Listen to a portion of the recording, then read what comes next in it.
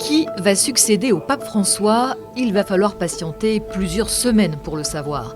Avant que le nom du nouveau chef de l'Église catholique soit connu, le Vatican va être le théâtre d'un processus électoral ancestral, très codifié et très secret.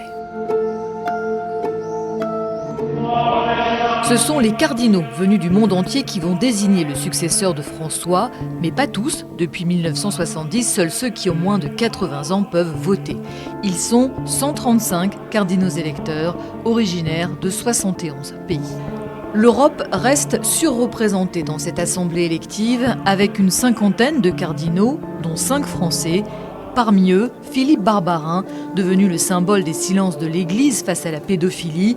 Relaxé en appel avant de démissionner en 2020 de son poste d'archevêque de Lyon, il a confirmé sa participation à ce qui sera sa 3e élection pontificale. Tous ces cardinaux vont se réunir en conclave au Vatican entre le 15e et le 20e jour, suivant le décès du pape, soit entre le 5 et le 10 mai. En latin, conclave signifie pièce fermée à clé. C'est dans la chapelle Sixtine que les cardinaux électeurs vont s'enfermer pour élire l'un d'entre eux. Selon un rituel hérité du Moyen-Âge, le maître des célébrations prononcera la formule « extra omnes », tous dehors, et toutes les personnes étrangères au vote quitteront les lieux. Les cardinaux seront alors complètement coupés du monde extérieur. Pendant tout le conclave, ils seront logés à l'intérieur du Vatican, privés de tout moyen de communication.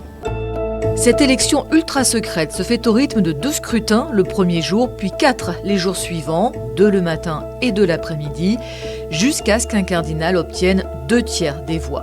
Les bulletins de vote sont brûlés dans un poêle après chaque demi-journée. Tant qu'aucun pape n'est élu, la cheminée de la chapelle Sixtine, visible par les fidèles depuis la place Saint-Pierre, dégage une fumée noire. Pour le pape François, seuls 2 jours et 5 tours de scrutin ont été nécessaires pour que le conclave s'accorde, mais sur les 10 derniers conclaves, la durée moyenne était de 3 jours. Si cette fois, il n'y avait toujours aucun résultat au bout de 3 jours, le scrutin serait interrompu par une journée de prière. Les votes reprendraient ensuite jusqu'à ce qu'une majorité des 2/3 se dégage. Lorsqu'un pape sera enfin élu, c'est une fumée blanche qui s'échappera de la chapelle Sixtine. Le monde extérieur saura alors que l'Église catholique a un nouveau chef. En 2005, lors de l'élection de Benoît XVI, la fumée était sortie grise, semant la confusion. Désormais, l'ajout de produits fumigènes dans un second poêle renforce la couleur noire ou blanche.